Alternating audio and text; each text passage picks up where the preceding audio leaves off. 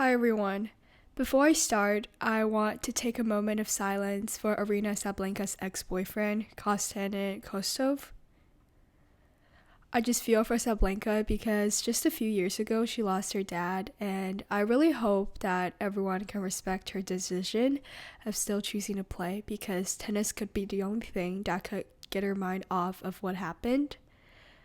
So yeah, I just want to put this out there to say that I'm with you, Aryna, and I hope you'll get through this. Okay, now let's get right into today's episode.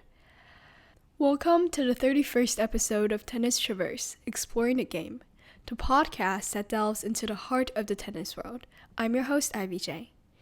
And in today's episode, I will be breaking down the Miami Open draw and summarizing the action so far. And I want to make an announcement that I started my own weekly newsletter. So basically, I was just looking around and I saw Substack, which is the website I'm using to, sort of distribute my newsletter. And I figured it's a really easy way for me to spread my word out. And basically, the newsletter will be sent to your inbox and published on Substack every Sunday at 4 p.m. Eastern Time. And the newsletter will basically include a sneak peek into Monday's episode, as well as some resources I use to create my episode. So, for example, this episode I'm breaking down the Miami draw, and I will post the whole analysis I did on Substack so you can follow along while I talk, and it'll be much easier. So yeah, the newsletter is also on Substack, so if you want to just subscribe to me on Substack, you could do it on there, and I'll try to be active on there as well. But where else, you can just click on the link. I have it linked in my description. It is basically just https ivanajang428.substack.com. That is ivanajang428.substack.com. You can just go click on the link and type in your email or just subscribe to me on Substack, and I promise you guys won't regret it. There's going to be a lot of info, and right now it's free, so I think I'll keep it that way. So yeah, just please follow me on there. I promise you wouldn't regret it because, as I said before, to be honest, a podcast just weekly is enough for me to just talk. So I like to sort of put it out, maybe like, I don't know, sometimes I might just put out some of my random thoughts if you subscribe on Substack. So yeah, make sure to check that out. And I just want to say another thing is I'm so grateful for y'all's support for the last episode I did with Ben, because to be honest, when I reached out to him, I really did not expect him to respond, and for me to film that episode with him is truly one of the best experiences ever.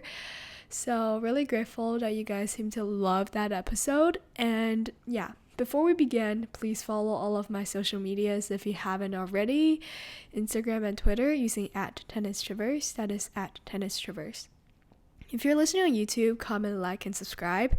If you're listening on other streaming platforms, please rate my show. And I really have so many exciting news coming up. I already announced my newsletter, but there's much more that are really exciting stuff that's coming up. So please make sure to subscribe to all of my social medias so you can get the news as soon as possible.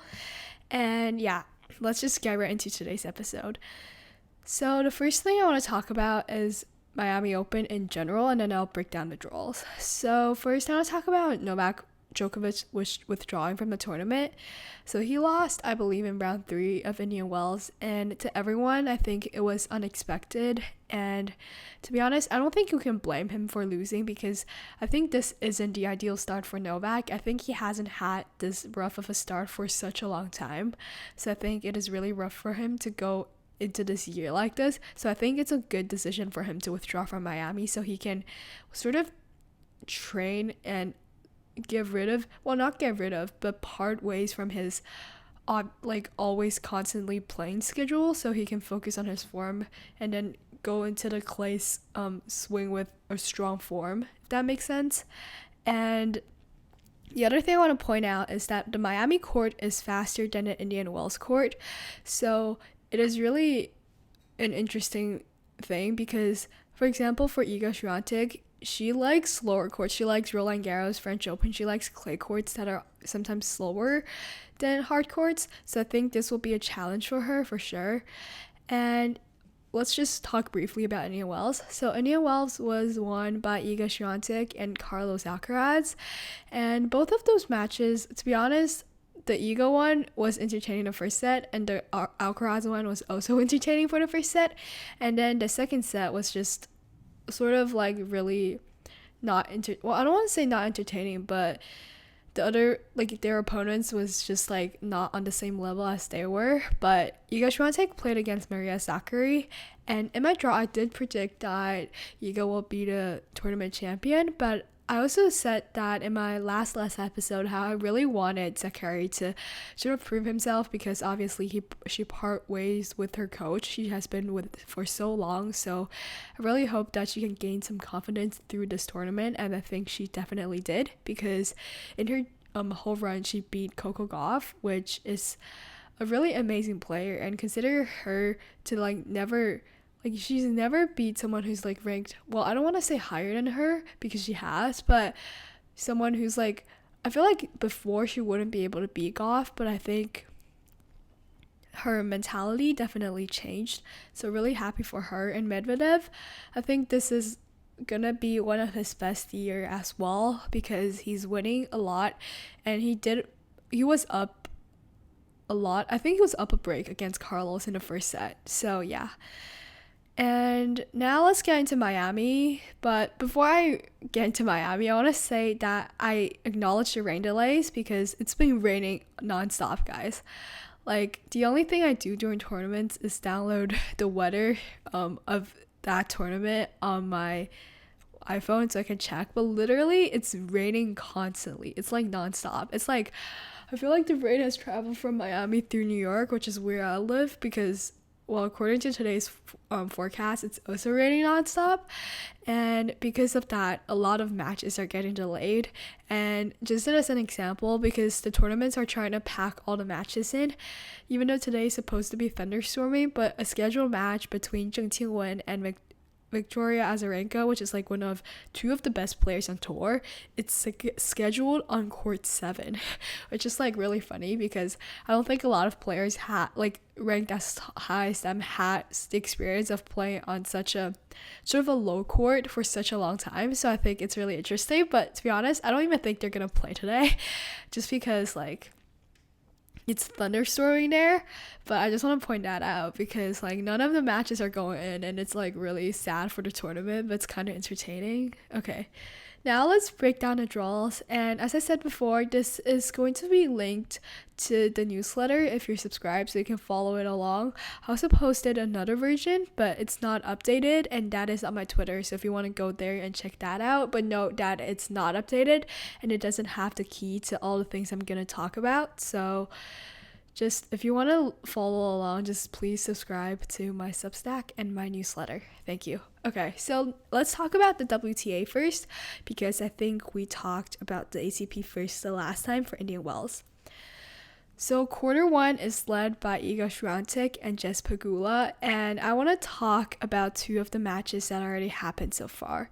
So the first one is Katie Volynets versus Sofia Kenin. I have the link to the match in the description, and this was an exciting match, considering that Volynets had an amazing tournament at Indian Wells. And Sofia Kenin, obviously, she's been struggling with a lot of injuries, but it was a close 3-set match, and I think with the level Kenin is in, I feel like if she plays more match, she'll definitely, well, I don't want to say she's going to get back to her level before, because she was the 2020 Australian Open champion, but I think she can get really close to her level.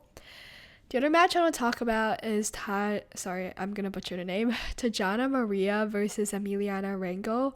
I talked about Emiliana Arango a lot in my past few episodes last season of tennis, but I think we haven't heard much from her. But this is the time where she actually made the main draw of such an important event, and she did not disappoint. I think one of the points is the point of the year, point of the tournament, whatever. It was actually insane. It was like Alcaraz, like she was stretching to hit the ball. I can't describe it. If you guys click on the link, you'll see what I mean, but it was actually insane.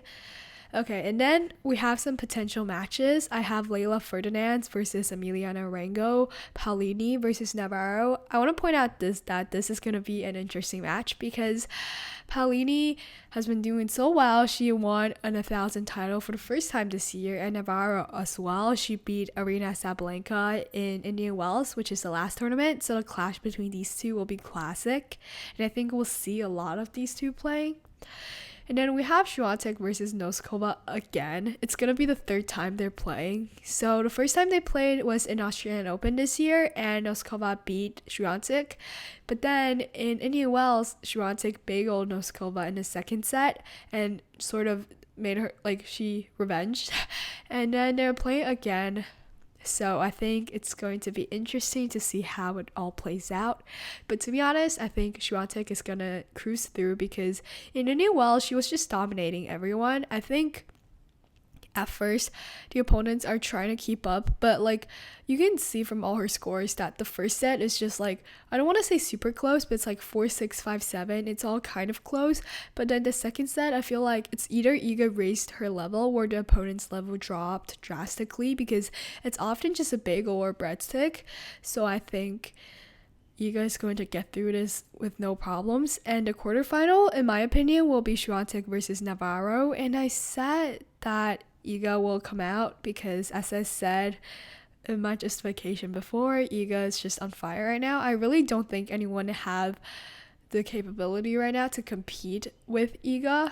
Okay, now we'll go to quarter two. So quarter two was led by Coco Gauff and Ons Jabeur. So there are already two matchups that took place. That is Naomi Osaka versus Isabella Cocciardo. And I was watching this because obviously it was Naomi. I watched all Naomi matches, and I think it was one of the best Naomi has ever struck a ball ever in this whole tournament. I think, well, not this whole tournament, but in this year. She's striking the ball so cleanly, and she even said in her press conference that she feels really happy and satisfied with how she played that match and how she's hitting where she want the ball to be, which is really good considering she's been back for 3 months. And then we have the other match, which I want to talk about, is Sloane Stephens versus Angelique Kerber. This was a great match, and there's nothing much to say about it. It's just two classic players that are kind of, it's nostalgic in a way. So if you guys want to check that, I also have that linked. And potential matches. For the potential matches, I have Naomi Osaka versus Alina Svitolina. And Osaka said that this is one of her matches that she's been looking forward to the most because Alina obviously gave birth last season and she's made a great comeback, especially last season in Wimbledon. She made it to the semifinals, so this is going to be an amazing match as well, and I'm really looking forward to it. The other one I want to talk about is Potapova versus Collins. I think this is just going to be clean ball striking, and they're just gonna hit the ball, you hit so hard on the ball. It's gonna be absolutely beautiful. And the quarterfinal I have, which is Gauff versus Kasatkina. I think Kasatkina is going to be not out, but she's gonna advance to the semifinals because Gauff played well, I would say. Well, I don't want to say she played well, but she didn't do horrible in Indian Wells. But one of the issues I want to point out is she does double fault a lot. She's been struggling a lot with her second serve. It often goes long, and I think she really needs to adjust it. But from watching her yesterday, which was Friday, I think she's sort of changing her mindset because when I watch her in Indian Wells, every time she double faults, she sort of, you can see through her body language that she's not happy with herself. But I think in Miami, when she double faulted, she was sort of picking herself up, and I think that's definitely a positive change. And however, I just think that Gauff's forehand is something that Kasatkina is going to abuse out a lot of, because as we see from Gauff versus Sakkari in Indian Wells, I think Sakkari's game plan was just to hit the ball constantly to Gauff's forehand, and it worked. So I think maybe Kasatkina is going to do what Sakkari did for her game plan, and I think Kasatkina is going to come out.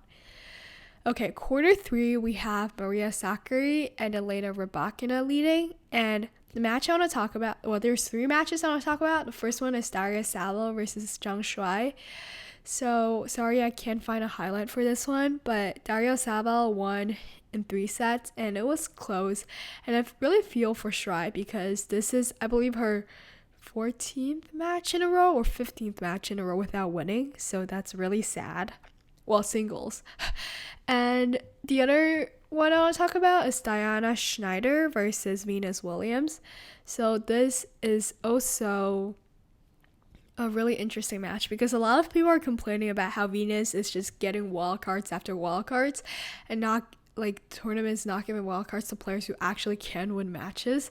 And I think this is another point, like a proof to their point, because she lost in 2 straight sets. And my stance on this is that Venus should get some wild cards, but not all of them. Like, she got the Indian Wells one, and I don't think she should get this Miami one, because I get how she's a legend, but I still feel like in order to promote the game of tennis, you need players from, well, younger players to rise up. So I think even though Venus did a lot for tennis, I think we still need some opportunities for those younger ones. Okay, moving on to the other match I want to talk about is Lucia Bronzetti versus Taylor Townsend. This was amazing. I did not expect Taylor Townsend to go in and slay. I don't want to use slay, but she did so well. And she also received a wild card, but she actually won. So I'll have that linked in my description as well. And then potential matches, I have Kalinskaya versus Ostapenko. I don't know. I think this will be an incredible matchup because of both I can't talk, but like the power both players possesses. Like, they are both able to strike the ball so clean, so this is going to be amazing. We also have Rybakina versus Towson because Rybakina, she withdrew from Indian Wells citing a stomach problem. So I think because she was the defending champion of Indian Wells, I think the stomach problem must have been bothering her a lot for her to just completely withdraw and not defend any of her points. So I think this is going to be interesting considering she's recovering and not playing for a long time. And then the quarterfinal, I have Yastremska versus Rybakina, and I have Yastremska advancing. I don't know. I think I justified it through what I said before, but I just feel like Rybakina haven't been like on her top level. She has been, but she haven't been playing. I think in order for a player to actually get into winning matches, they have to play. Like, I know how training will also help, but playing matches is the only way for players to improve. And if you haven't been playing for a long time, especially in Miami where you have to play like day after day, I think it's gonna take a really real toll on her. So I think Yastremska is gonna get out. And then I have in quarter 4, Zheng Qingwen and Aryna Sabalenka. So the 3 matches I want to talk about first is Simona Halep versus Paula Badosa. So Simona Halep, well, she was banned 4 years for doping, and after a court appeal, she finally is able to play again. And she received a wild card, and she played against Paula Badosa, which is another player who's been struggling a lot with mental health. Sorry if my phone just beeped. Yeah, she's another player that struggled a lot with mental health and injuries. So this is sort of like a comeback match for both of them. And Halep won the first set with a score of 6-1. But I think Badosa, because she's not been in a break for as long as Halep was. So she played well and she managed to make a comeback. And then the other match I want to talk about is the match right after this, which is Aryna Sabalenka versus Paula Badosa. Obviously, address what happened with Sabalenka before, so I wouldn't be getting too much into that issue, but I think it's definitely something that's going to affect Sabalenka either in a positive way or a negative way, but it's definitely going to take a toll on her. So this was, I don't want to say a close match, but Aryna Sabalenka got through with a score of 6-3, 6-4. And yeah, I think she's trying to use tennis as a way to, I don't want to suspect, but I think by playing tennis, she's able to get her mind off of things. So yeah, I'm really happy that she's still playing and choosing what's best for her. And then we have Peyton Stearns versus Azarenka, and this was also a really incredible match because I feel like, as I said before, I always was like, we should look out for Peyton Stearns just because I got that selfie at US Open, but she really isn't disappointing because she played an incredibly close match with Sabalenka. She had 2 match points, and then against this Azarenka match as well, she was up the first set where she won the second set, but it was also a really close 3-set match. So definitely look out for her. Potential matchups, I have Azarenka versus Chung Ting-Wen. And then the quarterfinal is, in my opinion, going to be Bia Hadid-Maya versus Krejcikova. I don't know. It just, whatever came up. I was like, I don't know. I think both of the seeds aren't going to make it that far. So I was like, okay, let's just do Bia Hadid-Maya and Krejcikova, and I think Krejcikova is gonna make it out. She obviously had an incredible Roland Garros season where she claimed both the single and the doubles title at Roland Garros. So I really hope that she can peak once again. So yeah, okay. For the final, I have Yastremska versus Iga Swiatek, and I have Iga winning just because, as I said, she's been dominating a lot, and I think she's going to be able to win this easily, and she's going to achieve sunshine doubles once again. Okay, now let's move on to the ATP side. So we'll talk about quarter 1 first, which is Carlos Alcaraz and Hubert Hurkacz's quarter. And the match I want to talk about is Alexander Shevchenko versus Daniel Ilayigalan. Sorry if I butchered the name, but it was a close match. It was like actually close. It was like super close, but I can't find a highlight to it. I'm so sorry. But the thing I want to point out is we should watch out for Shevchenko because I think he's doing really, really well. And he played a close match against Medvedev a few tournaments ago. So he's definitely a player that's on the rise. And his style of tennis is also really entertaining. And he reacts with the crowd. So that's really entertaining for sure. Okay. And now we have potential matchups in this quarter. I have Carlos Alcaraz versus Monfils. This is going to be insane if it actually happens because low-key everyone's rooting for Monfils, especially during the Indian Wells run. However, he lost to Casper Ruud, but it was like an insane run. So I think because of how both players play and how entertaining they are, I think this is going to be such a good matchup. And then we have Korda versus Hurkacz. Not that much to say. Safiullin versus Shelton. So this is going to be interesting because Safiullin probably didn't have the start of the year he would like to. It wasn't really, I feel like he didn't, well, I can't talk, but I feel like he just didn't gain as much achievement as he would like to, at as much points as he would like to. But I think Shelton as well had that, because I feel like he could perform much better, so it's going to be interesting for sure. For the quarterfinal, I have Carlos Alcaraz versus Dimitrov, and I have Carlo Alcaraz beating Dimitrov in this quarter. Okay, now let's move on to quarter 2. So quarter 2, I have Alexander Zverev versus Holger Rune, and the matchup I want to talk about is Sebastian Ofner versus Kei Nishikori. I have the highlight linked if you guys want to go check it out. It was incredible because Nishikori is coming back after so long of not playing, and it was just good. It was a good match. So even though he lost, I think just to see someone who loves tennis to go on that court and compete again is just such a reward. So please check it out because you can see his passion through how he plays. Potential matches, we have Zverev versus Felix Auger-Aliassime. Back in the days, this was such a good matchup, but obviously FAA has been suffering from injuries, so it'll be interesting to see how this plays out. We have for the quarterfinals, I have Zverev versus Rune, and I have Zverev out because I feel like Rune, he's just not having his best year. He's been struggling, and Zverev obviously competed super well in in Indian Wells, so I think this is going to be an incredible match. Oh my gosh, sorry, I just remembered I didn't mention the beat incident, and I have to mention it. Like, yeah, I have to. Okay, long story short, it was a semifinal match between Carlos Alcaraz and Zverev, and basically what happened was like, well, it was whatever bee invasion, and there was like so many bees. I'll leave a link you can find, but like literally I think it's reported on every social media, and there's this guy. He just walks in with like no gloves at all, and he starts to vacuum up bees. It was insane. It was so funny. And after he finished, a lot of people were asking selfies. It was so funny. And I was like, what? Because I wasn't watching that match at the time. I was just looking at the scores, and I saw I got suspended.